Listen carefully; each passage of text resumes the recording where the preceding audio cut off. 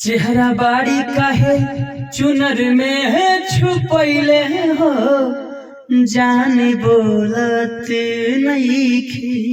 अगर आप भी चाहते हैं माँ वैष्णो रिकॉर्डिंग स्टूडियो दिल्ली से जुड़े रहने के लिए तो हमारे चैनल को सब्सक्राइब जरूर करें और बेल आइकन दबाना ना भूलें।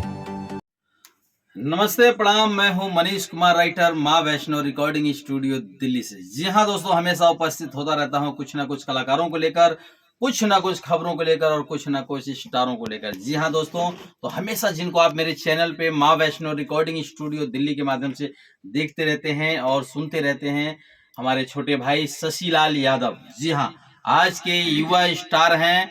आज इनका गाना, कई सारे गाने हैं जो कि कई कई मिलियन में जा रहा है।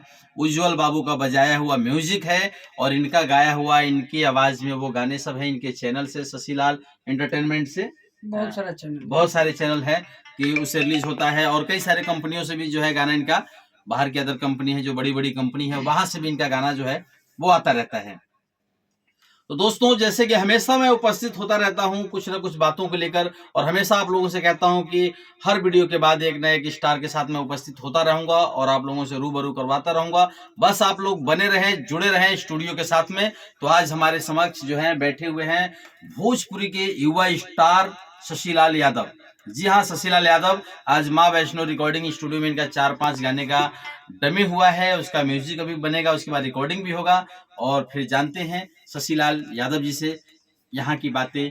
उज्जवल बाबू कैसा म्यूजिक बनाते हैं ये खुद बताएंगे और कुछ 2-4 गाने भी इनके मुंह से सुनाएंगे आप लोगों को। बस देखते रहिए वीडियो को। आइए, अगली आवाज शशिलाल यादव। नमस्ते प्रणाम, हम भोजपुरी गायक शशिलाल यादव आप सभी तमाम दर्शक लोग के गोड़ लगता है और बहुत अच्छा लगेला कि जब मनीष भैया मिले। मनीष भैया हमने गार्जियन समान बने, हरदम यहाँ से सीखे के मिलेला कि मतलब अभी कितनो हमने मतलब उम्र बढ़ गए, ज्यादा उम्र भयल ना, मैंने बच्चा से तो आदमी धीरे धीरे बढ़े ना होता है, तो बड़े लोग से सीखे के ही मिल रहा। वही मनीष भैया से ही सीखे मिल रहा और मनीष भैया का बेटा उज्जवल है।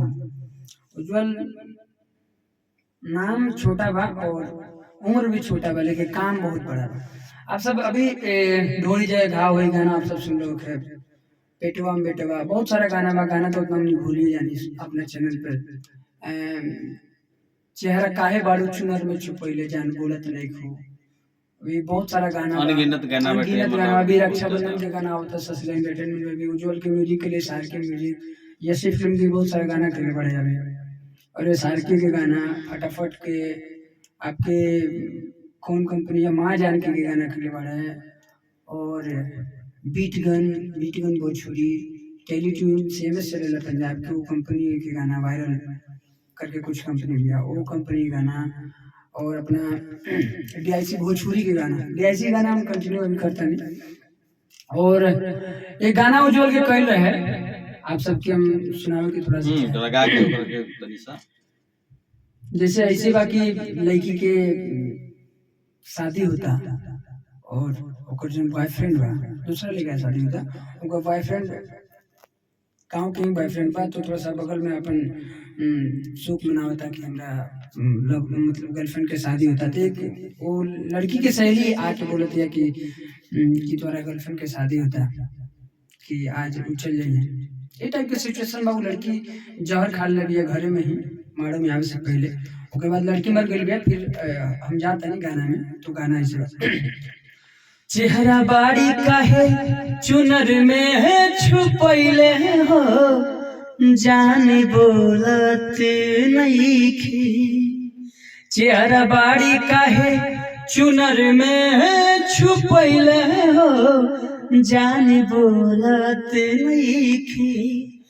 काहे रोसल बाड़ी हमर सुगनिया हो, अखिया खोलत नइखे। चेहरा बाड़ी काहे चुनर में है छुपैले हो, जाने बोलत नइखे। बहुत ही अच्छा सैड सॉन्ग और अच्छा रिस्पॉन्स आता। अभी 6-7 लाख व्यूज गए अपना चैनल पे शशिलाल एंटरटेनमेंट पे। तो आप सब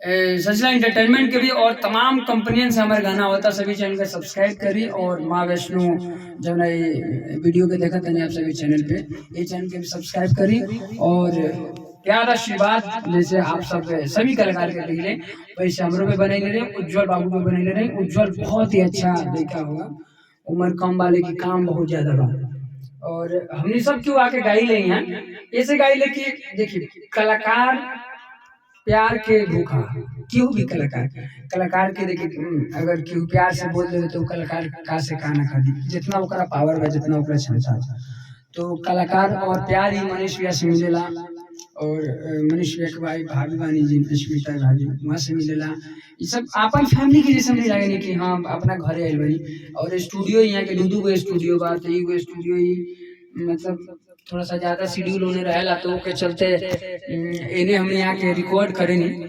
ताकि कंफर्टेबल महसूस होला, ज्यादा शोर शराबा ना, वो स्टूडियो में थोड़ा ज्यादा भीड़ रहेला और यहाँ भी भीड़ रहेला, तो हमने ज्यादातर यही काम कर ले। उज्जवल बाबू यहीं बैठे हैं, तो आप सब प्यार आशीर्वाद दी और तमाम गाना जाता आप सब सुनत रहे और बाकी भैया बात करें। तो बस ऐसे ही आप लोग जो गाना आता है शशिलाल यादव का उसको आप लोग सुनते रहें, अपना प्यार आशीर्वाद देते रहिए और माँ वैष्णो रिकॉर्डिंग स्टूडियो दिल्ली से जुड़े रहिए और चैनल को हमारे खोलते रहिए। आए दिन कुछ ना कुछ ऑफर मैं इस चैनल पे डालता रहता हूँ नए नए सिंगरों के लिए, और आप लोग भी आइए माँ वैष्णो रिकॉर्डिंग स्टूडियो दिल्ली में। मेरा कॉन्टेक्ट नंबर स्क्रीन पे चलता रहता है, उसको आप लोग देखिए, मुझे डायरेक्ट कॉल कीजिए। मेरा पर्सनल नंबर होता है, डिस्क्रिप्शन में एड्रेस होता है, नंबर होता है, सब कुछ होता है। तो आप लोग जुड़े रहे माँ वैष्णो रिकॉर्डिंग स्टूडियो दिल्ली से, यमुना म्यूजिक भोजपुरी से। आप लोग अपना प्यार दुलार बनाए रखें। बस फिर मिलते हैं नेक्स्ट वीडियो में नेक्स्ट स्टार के साथ में। बस अपना आशीर्वाद बनाए रखें। मैं मनीष कुमार राइटर और शशिलाल यादव आप सभी से विनती करते हुए और विदा चाहते हुए, जय पूर्वांचल, जय बिहार, जय माँ वैष्णो रिकॉर्डिंग स्टूडियो दिल्ली।